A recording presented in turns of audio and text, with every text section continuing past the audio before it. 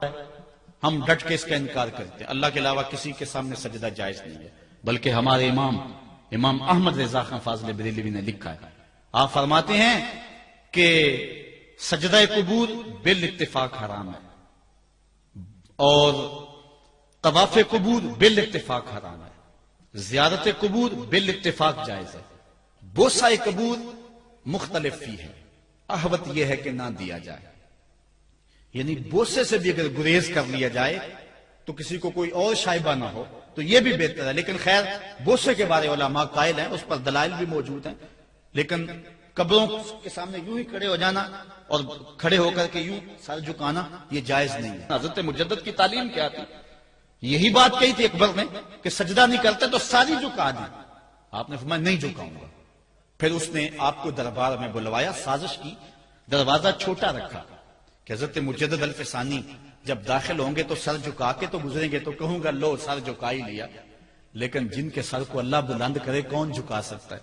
حضرت مجدد جب دروازے پہ پہنچے تو سمجھ گئے کہ یہ میرے لیے ایک جال بنا گیا ہے کہ جھکوں گا تو گزروں گا. آپ نے پہلے اپنی ٹانگیں داخل کی. تو اقبال خراج پیش کرتا ہے، حاضر ہوا میں شیخ مجدد کی لحد پر، وہ خاک کے زیر فلک مطلع انوار، گردن نہ جھکی جس کی جہانگیر کے آگے، جس کے نفس گرم سے ہے گرمی احرار، وہ ہند میں سرمایہ ملت کا نگہبان، اللہ نے بر وقت کیا جس کو خبردار.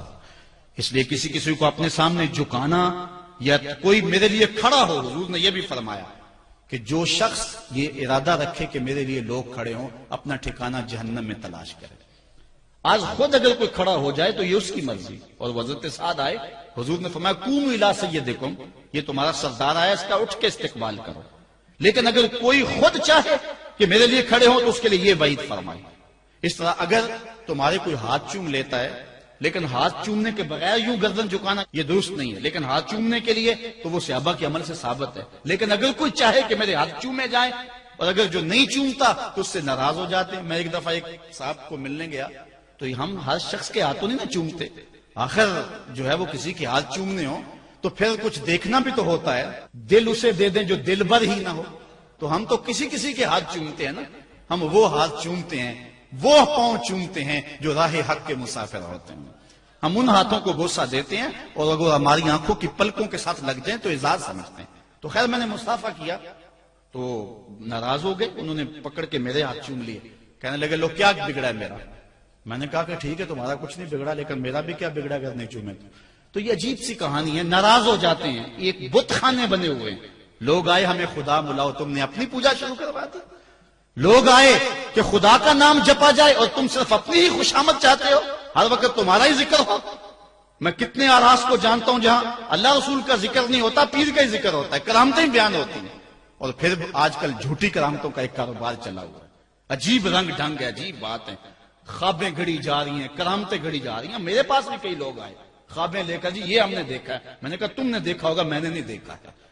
لوگ بڑے مفاد پرست ہیں، بڑے بڑے رنگوں میں آتے ہیں. ایک بندہ میرے پاس ایک دفعہ آیا کہ جی میرے پاس 12 موئے مبارک ہے، میں 2 آپ کو دینا چاہتا ہوں. میں نے کہا تو لوٹ سیل لگائی ہوئی ہے، موئے مبارک کوئی تماشا ہے؟ جہاں سے مرضی کو بال اٹھا کے کہہ دیتا ہے یہ حضور کا موئے مبارک ہے، یہ کوئی تماشا ہے؟ اگر کوئی ہے اور کثرت سے دنیا پر موجود ہے وہ تو برکت والی بات ہے.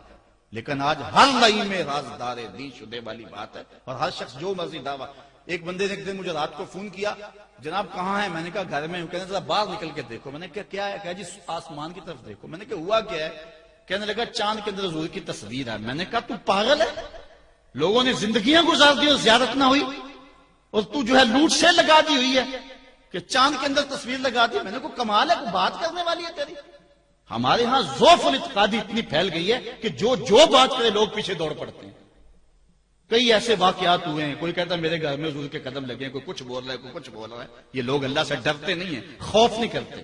جھوٹی خوابیں، جھوٹی کرامتیں اگر سچی ہیں تو میں ان کا انکار نہیں کرتا، لیکن اس وقت معاشرے کے اندر جو کچھ ہو رہا ہے میں اس کی نشاندہی کر رہا ہوں.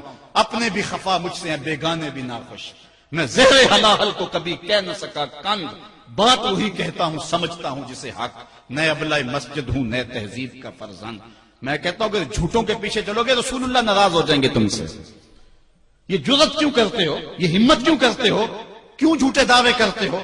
سچ بولو تو تمہارے پیچھے کوئی لگے یا نہ لگے اس کی پرواہ نہیں ہے. یا ایھا الذین آمنوا اتقوا اللہ وقولوا قولا سدیدا. اللہ فرماتا ہے ایمان والو سیدھی سیدھی بات کرو. پھر کیا ہوگا؟ یصلح لکم اعمالکم ویغفر لکم ذنوبکم. وہ تمہارے اعمال بھی ٹھیک کر دے گا، تمہارے بخشش بھی فرما دے گا. نہ لوگ اکٹھے ہوں، نہ مجمع بنے، نہ حلقہ بنے. یار یہاں تو 72 ہوں تو وہ بھی قبول ہے. یہاں مقدار نہیں دیکھی جاتی، یہاں معیار دیکھا جاتا ہے. سر نہیں گنے جاتے، دل گنے جاتے ہیں. یہاں یہ دیکھتے ہیں. مت لوگوں کو جو ہے وہ کھلونے دے کے بہلاؤ اور لوگوں کی عقیدتوں کو لوٹو اور لوگوں کے ساتھ ظلم کرو، زیادتی کرو، اپنی آخرت بھی کالی کرو اور لوگوں کی آخرت بھی کالی کرو. آپ دیکھیں دائیں بائیں، اپنی نظر رکھیں. نگہباں بن کے جو اہل چمن کی آبرو لوٹے. چمن والو عقیدت چھوڑ دو ایسے نگہباں کی. کوئی حق کا مسافر تلاش کرو، چاہے اس کے کپڑے پھٹے ہوئے ہوں، کرامت اس کی نہ ہو ساری زندگی کے اندر، لیکن محمد عربی کی غلامی تو ہو نا. حضرت شاہ نقشبند بخاری سے کسی نے پوچھا حضور آپ کی کوئی کرامت؟ فرمانے لگے اس سے بڑی کرامت کیا ہو سکتی ہے؟ اتنے گناہوں کے باوجود زمین پہ چل رہا ہوں اور زمین مجھ کو دنسا نہیں لیتی اپنے اندر. ہمارے بزرگوں کی تو کہانیاں یہ تھیں اور آج تھوک کے حساب سے کرامتیں دی جا رہی ہیں. آج کے پیروں کی اتنی کرامتیں، غوث پاک کی بھی اتنی کرامتیں بیان نہیں ہوتی جن کی ان کی کرامتیں بیان ہو رہی ہیں. دڑا دڑ کرامتیں بیان کر رہے ہیں. ایک بندے کے یہاں بچہ پیدا ہوا اور اس نے یہ شور کر دیا کہ یہ رمضان کے دنوں میں دودھ نہیں پیتا، اس لیے کہ حضرت غوث پاک بھی نہیں پیتے تھے، وہ بھی پیدائشی غوث تھے اور یہ بھی پیدائشی غوث ہے اور رمضان کے دنوں میں دودھ نہیں پیتا. اچھا کوئی 2-4 ماہ گزرے تو اس غوث کی ماں کو طلاق دے کے نئی عورت سے شادی کر لی. میں نے کہا کم از کم اتنا تو خیال رکھتے، جس نے غوث جنم دیا ہے اس کو تو عزت سے گھر سے رکھتے. تو یہ کیا تماشے ہیں؟ کیا لوگ بے وقوف ہیں؟ اب لوگ سمجھنے لگے ہیں. لوگ جو ہے وہ ان وجہ سے پھر دور دین سے ہوتے ہیں. نقصان یہ ہوتا ہے. لیکن میں آپ کو کہتا ہوں دنیا سے حق ناپید نہیں ہوا. اگر مداری گر موجود ہیں، ڈاکو لٹیرے اور چور موجود ہیں تو حق کا ڈنڈورا دینے والے بھی اس دھرتی پہ بستے ہیں. ہمارا رویہ یہ ہے کہ ہم کسی ایک شخص سے بدزن ہو جاتے ہیں تو پورے طبقے سے بدزن ہو جاتے ہیں. کئی بندوں کو میں سنا جو میں دیکھا ہوا ہے پیروں کو، اور تو نے دیکھے ہوئے نہیں ہے. جن کو مل کر زندگی سے عشق ہو جائے وہ لوگ شاید آپ نے دیکھے نہ ہو، مگر ایسے لوگ بھی ہیں کہ جن کو دیکھ کر کے زندگی گزارنے کا ڈھب آ جاتا ہے، سلیقہ اور طریقہ آ جاتا ہے. ان لوگوں کی تلاش کرو. اگر ایک دکان سے کپڑا صحیح نہ ملے، سودا صحیح نہ ملے تو آپ جو ہے کیا کھانا پینا چھوڑ دیتے ہیں؟ آپ کو پتا پورے شہر سے مٹھائی کہاں سے اچھی ملتی ہے، آپ کو پتا پورے شہر سے کپڑا کہاں سے اچھا ملتا ہے، آپ کو پتا پورے شہر میں جو ہے وہ فلاں چیز اچھی کہاں سے ملتی ہے. دین بھی ڈھونڈو کہاں سے خالص ملتا ہے اور کہاں سے نہ خالص ملتا. اس کے لیے محنت کرنی پڑے گی. جھولی میں یوں نہیں ڈال دیا جائے گا. اس کے لیے تمہیں جانا پڑے گا، کوشش کرنی پڑے گی. ہاں 1 سے دھوکہ کھاؤ گے، 2 سے کھاؤ گے، 3 سے کھاؤ گے، لیکن جو تم دھوکہ کھاؤ گے تم تو رب کے نام پہ کھاؤ گے نا. حضرت عمر رضی اللہ تعالیٰ عنہ کی عادت تھی جو غلام لمبی نمازیں پڑھتا اس کو آزاد کر دیتے. غلاموں کو سمجھ آ گئی لمبی نمازیں پڑھنی شروع کر دی، آپ آزاد کر دیتے. کسی نے کہا عمر تم تو بھولے آدمی ہو، یہ نمازیں اللہ کے لیے نہیں پڑھتے، یہ آزادی کے لیے پڑھتے ہیں. تو حضرت عمر نے کہا یہ مجھے اللہ کے نام پہ دھوکہ دیتے ہیں، میں 100 بار کھانے کے لیے تیار ہوں. ایک جگہ سے دھوکہ کھایا، 2 سے کھایا، 3 سے کھایا، 4 سے کھایا.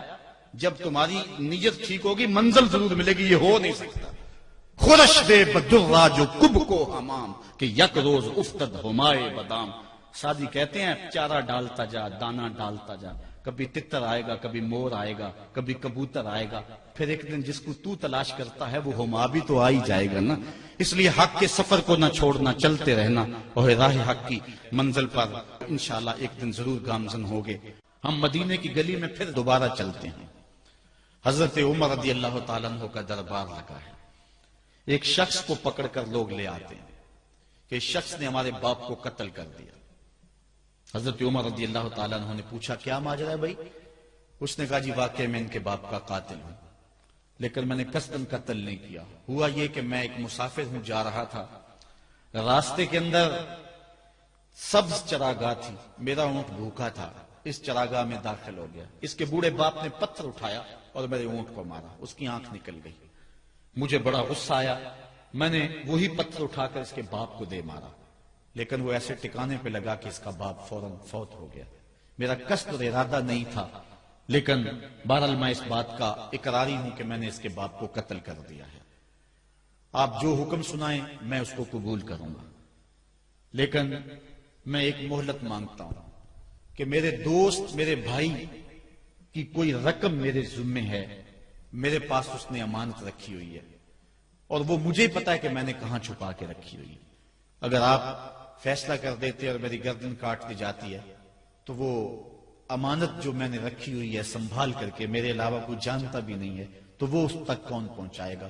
اگر آپ مجھے 3 دن کی مہلت دے دیں تو میں جا کر کے اس کی امانت اس کو واپس کر کے پھر واپس آؤں گا، پھر یہ پھندا پھانسی کا میں اپنے گلے میں ڈلوانے کے لیے تیار ہوں گا۔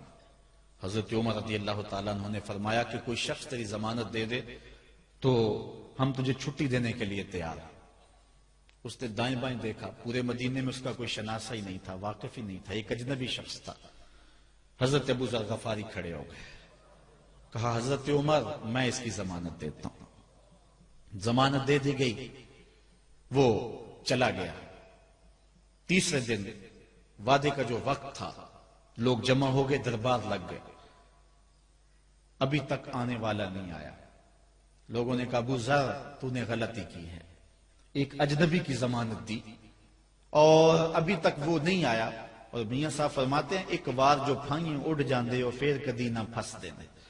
ظاہر ہے وہ چلا گیا، واپس تو نہیں پلٹ کے آئے گا، اسے پتا ہے کہ آگے سیدھی سیدھی میری موت ہے، تو تم نے یہ کیا غلطی کی؟ خیر آپ نے فرمایا کہ اگر وہ نہ آیا تو یہ پھانسی کا پھندا میرے گلے میں ڈال لینا، لیکن بہرحال میں نے اس کی ضمانت دی۔ کچھ عرصہ بیتا کہ دور سے گرد و غبار اڑتا ہوا دکھائی دیا۔ جب صورت واضح ہوئی تو وہی شخص تھا۔ حضرت عمر فاروق رضی اللہ تعالیٰ عنہ کے دربار میں کھڑا ہو کہنے لگا حضرت کسی وجہ سے تاخیر سے پہنچا ہوں، معذرت چاہتا ہوں، اب جو حکم ہے پورا کیجیے۔ حضرت عمر رضی اللہ تعالیٰ عنہ اس کے پھانسی کے احکامات جاری کر چکے تھے۔ آپ نے فرمایا کہ ابو ذر یہ بتا کہ تو نے اس کی ضمانت کیسے دی جب تو اسے جانتا نہیں تھا؟ تو سنو حضرت ابو ذر غفاری نے کیا کہا۔ کہا ایک اجنبی میرے محمد کے مدینے میں پناہ مانگ رہا تھا۔